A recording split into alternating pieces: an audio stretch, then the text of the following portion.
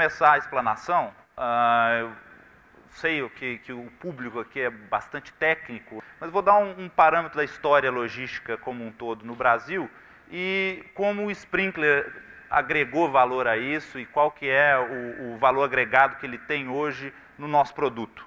A logística, ela não era falada no Brasil antes de 1980, tá? Começou-se a dar ênfase nessa questão logística. Até então falava simplesmente de transporte e afins. Você começa a ver nos anos 80 o surgimento do IMAM, Instituto de Movimentação e Armazenagem de Materiais, e no final dos anos 80 a ASLOG, que é a Associação Logística Brasileira, que depois virou a Abralog.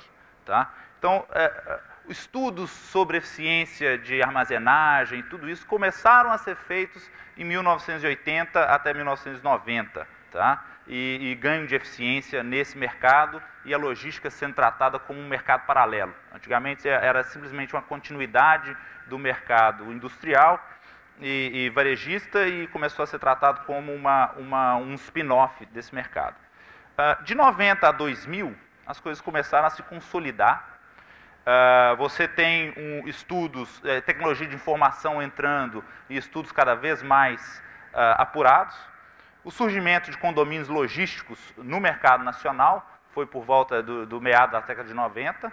Tá? A SGO Construções iniciou sendo pioneira no estado de Minas Gerais, Espírito Santo, Goiás, Distrito Federal. Walter Torre, em São Paulo, era o principal motor nesse tipo de empreendimento. E aqui no Rio de Janeiro a gente tinha a GB Armazéns com o Gilberto Bufara fazendo esses empreendimentos. Empreendimentos ainda específicos, localizados nos grandes mercados e com pouca capilaridade, mas já com tecnologias estudadas para armazenagem, para ter um tipo de economia em escala, né? São os condomínios logísticos. Interessante é o seguinte, nesse momento não se falava em sprinkler para esse tipo de armazenagem. Se você precisasse, era utilizada a parte de compartimentação e muitas vezes você não tinha galpões tão grandes quanto a gente vê hoje. De 2000 a 2010, um outro detalhe é o seguinte, importante, os transportadores, tá? E quando se ouviu falar em sprinklers, as pessoas ficaram com muito medo, porque você correu o risco de ter a sua carga molhada por inteiro, era uma questão de repulsa e uma questão de afastamento desses transportadores. Ninguém queria ter a sua carga embaixo de chuveiros automáticos. Entre 2000 e 2010, começaram a entrar com maior força o capital estrangeiro e avaliar o mercado de logística como um mercado estabilizado. Né? Então você vê várias transportadoras sendo vendidas para grandes corporações mundiais, né? O caso da Penske. Você vê a entrada de capital estrangeiro na construção de armazéns logísticos também, que é o caso da Heinz, a venda da transportadora Mercúrio para a TNT. Então você começa a ver uma consolidação de um mercado com a entrada desse capital estrangeiro. A partir desse momento também, você começa a ver uma sofisticação maior na demanda. Né? A globalização e tudo isso leva a uma exigência maior de qualidade. Quando a gente está falando de capital estrangeiro e empresas mundiais, essas empresas têm muito mais a perder, muito mais em risco com a sua imagem sendo associada a algum acidente, do que muitas vezes era visto anteriormente. Então você começa a ver uma necessidade de instalação de sprinklers e projetos cada vez mais bem desenvolvidos para proteger a reputação dessas empresas. Então a demanda começa a ser mais qualificada e obriga o mercado a se qualificar. Né? A gente começa a ter uma ideia de que os empreendimentos com sprinklers eram necessários, porém ainda não viáveis. A gente teve uma exposição anterior e de que o preço desse equipamento ainda era bastante caro. Então, mercados como principalmente Rio, São Paulo, eram os principais mercados que recebiam e muitas vezes em construções destinadas exatamente a esse público. Você não via isso no mercado especulativo ou seja, nos galpões sendo construídos sem um público específico. Entre 2010 e 2016, a gente vê uma transformação muito grande, um crescimento muito grande, um interesse muito grande nos sprinklers, né? O que grande parte do mercado ainda tem, pelo menos no nosso mercado, na construção civil. Você vê a entrada de novos investidores e novos operadores, os grandes operadores de condomínios logísticos mundiais entrando no Brasil, grande dinheiro mundial que roda nesse mercado também entrando, e a demanda dos sprinklers sendo consolidada, a partir de novas fusões e participação de capital estrangeiro, e inclusive a fundação aí da SPK, desculpa. Há uma relação entre o cliente e a necessidade, a demanda por sprinkler, ela foi evoluindo junto com essa demanda, com a qualificação da demanda, a qualificação do produto. E hoje a gente vê o seguinte, para empresas multinacionais que vão utilizar de galpões, a exigência é absoluta. Seja por uma questão de seguradora, seja por uma questão de experiência própria. Eu tenho, por exemplo, uma empresa que até hoje não conseguiu se instalar em Minas Gerais porque não existe um empreendimento com sprinkler. E não existe um empreendimento em que ela possa adequar o sprinkler a um custo que seja razoável. Essa empresa tem um contrato com o cliente por 5 anos e ela está ainda fazendo a operação dela de São Paulo, não pôde reduzir o custo dela para Belo Horizonte porque, infelizmente, no mercado atual não tem um galpão sendo oferecido a isso. E não é simplesmente uma questão de seguradora. Essa empresa teve um incêndio em Manaus há 4 anos atrás e o CEO da empresa, uma empresa japonesa, decretou que eles não poderiam alugar um galpão sem sprinklers. Então ficaram todas correndo atrás de galpões que pudessem ser adaptados ou que pudessem receber essa empresa. Então as empresas multinacionais, hoje já é consolidada a necessidade. Operadores nacionais que trabalham para multinacionais demandam sprinklers nas operações em que eles têm clientes multinacionais como principais clientes e que têm uma força maior, tá? Sendo que eles tentam demandar sprinklers em todos esses que trabalham com multinacionais tentam demandar para manter o círculo deles aberto.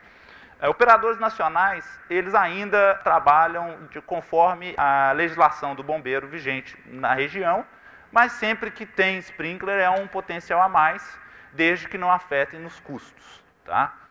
Só lembrando, fazendo um paralelo, o galpão logístico ele é contratado sempre que você tem uma operação logística e normalmente contratado por 3 anos. Então não é um vínculo tão longo, tá? E muitas vezes, quando tem um vínculo mais longo, se consegue fazer investimentos específicos. Mercado brasileiro de galpões logísticos. A gente vê que de 2011 para cá, teve um crescimento gigantesco, tá? Na disponibilidade e na construção desses armazéns. Nós saímos de quase 5 milhões de metros quadrados e estamos consolidando no final de 2016 em torno de 12 milhões de metros quadrados de área disponível. Para 2017 está prevista a entrega de mais 1 milhão de metros quadrados pelo menos, mas a situação econômica não garante essa entrega. Você vê que nesses últimos períodos você vê um crescimento grande, aliado também a essa consolidação e a qualificação tanto do cliente quanto dos fornecedores. Ali eu exemplifico o que nós temos em estoque de construção mais projetos. Nós temos em projetos em torno de o dobro daquilo que já está construído hoje. São mais 11 milhões de metros quadrados. Isso porque o Brasil ele é visto como um mercado em ascendência. E nós temos que lembrar o seguinte, existe um outro driver de mudança mundial, que é a questão do e-commerce. Tá? O que é um condomínio logístico? Ele é onde ficam armazenados os bens de consumo consumidos pela população.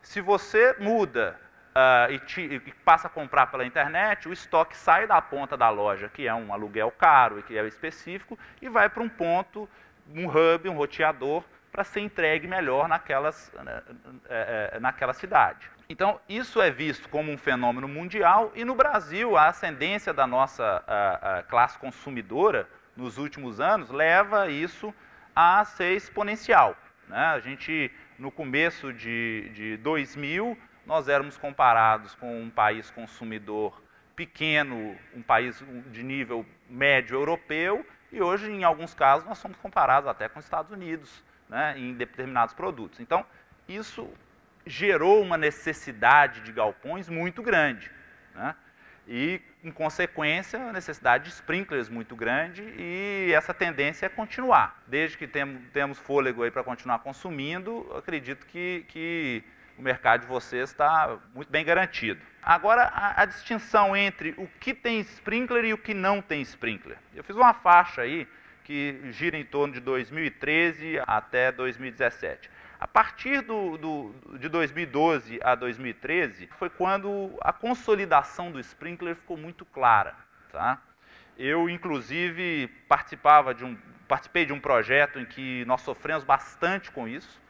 Nós estávamos planejando um condomínio logístico para o Rio Grande do Sul, na cidade de Cachoeirinha, na mesma época em que nós planejamos todo o condomínio, ele seria feito com compartimentação, 8.000 metros de área para cada armazém, um custo dentro de todas as expectativas. Durante o início da obra, nós tivemos a tragédia que aconteceu em Santa Maria, também no Rio Grande do Sul. Então, aquilo mudou completamente o pensamento do Corpo de Bombeiro local, assim como eu acho que mudou bastante o pensamento do Corpo de Bombeiro nacional. Para a gente, complicou bastante, porque o Corpo de Bombeiro não tinha muito conhecimento, as normas não eram muito estáveis, e gerou um investimento maior do que hoje seria necessário. Por exemplo, hoje, lá nesse condomínio, nós tivemos que instalar 2 castelos d'água, em um projeto que normalmente a gente instalaria um só. O prazo para aprovação desse projeto foi muito maior e o desgaste com os investidores, o desgaste com todo o processo, toda a equação matemática, a viabilidade econômica e financeira para aquele empreendimento foi prejudicado, né? Então, a gente vê que, a partir de 2013, tá, eu não tenho os dados exatos de quais são os empreendimentos com ou sem sprinkler, mas a gente vê uma consolidação da necessidade do sprinkler. Tá? Principalmente pela qualificação dos nossos clientes e também uma certa economia. Né? O que a gente fazia em compartimentação em São Paulo com 4.000 metros, passou-se a 2.000 metros e o número de paredes corta-fogo ficou grande o suficiente que muitas vezes não valia mais a pena. Tá? Como que os condomínios estão distribuídos aí em torno do Brasil?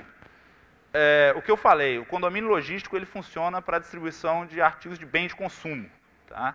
Então, aonde tem população consumista, nós temos condomínios logísticos.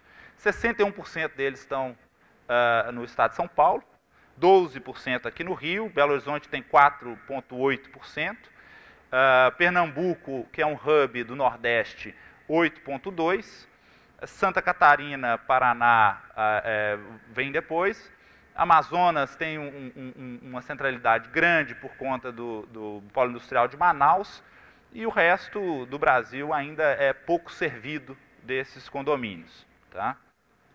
Lembrando que as principais instalações com sprinklers estão localizadas em São Paulo e no Rio de Janeiro, porque são as regiões que mais receberam investimentos nos últimos anos e é onde todo esse capital estrangeiro se concentrou, tá? Principalmente nesses 2 estados, e agora a gente começa a ver uma expansão e uma capilarização maior nesses empreendimentos. Os projetos a serem construídos, eles continuam bastante concentrados, mas você começa a ver também uma atenção aos outros estados. Diferentes empresas têm diferentes percepções. Hoje nós temos concentrados as 2 maiores do mundo e os 4 maiores investidores no mundo entraram no mercado brasileiro nos últimos 4, 5 anos.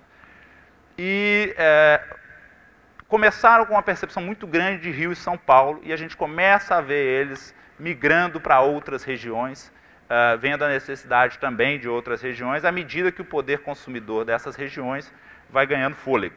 Tá? A gente consegue... o principal pergunta, o que a gente quer saber é o seguinte: vai ter como absorver esse tanto de galpão? Esse tanto de galpão vai ficar vazio ou ele vai ser consumido, né? Eu tenho um dado aqui de absorção de estoque, o seguinte: o Brasil hoje ele tem um estoque per capita de galpão de 0,06 metros quadrados por habitante, tá? Os Estados Unidos têm 5,16, né? O México, ele não está escrito aí, mas ele tem 0,48. Então nós estamos muito aquém do potencial dos outros países, tá? E eu acho que é por isso que nós recebemos tanto investimento estrangeiro nos últimos anos, e por isso que esse mercado é um mercado que continua bastante acelerado. Hoje nós temos, por exemplo, a nossa obra média nos anos 2000 era de 10 mil a 15 mil metros quadrados. Hoje a gente fala de 50 mil a 80 mil metros quadrados, né? Então são empreendimentos de uma escala muito maior, são empreendimentos de uma forma muito mais rápida. Nós temos que comparar também a seguinte questão: uma das coisas que vai mudar neste nosso, o que vai ditar essa absorção de estoque é a nossa cultura, tanto dos transportadores e dos usuários, a cultura do e-commerce entrando e os próprios players ainda regionais, né, que não estão concentrados em Rio e São Paulo, mudando para o conceito de condomínio e atualizando as suas instalações, né, ou permitindo que instalações novas entrem, quanto simplesmente a nossa economia levantando e nossa população voltando a consumir no ritmo que estava há pouco tempo atrás. Então essas são os principais drivers de consumo e uma principal ligação que o Sprinklr tem hoje com o nosso mercado de condomínios de galpão.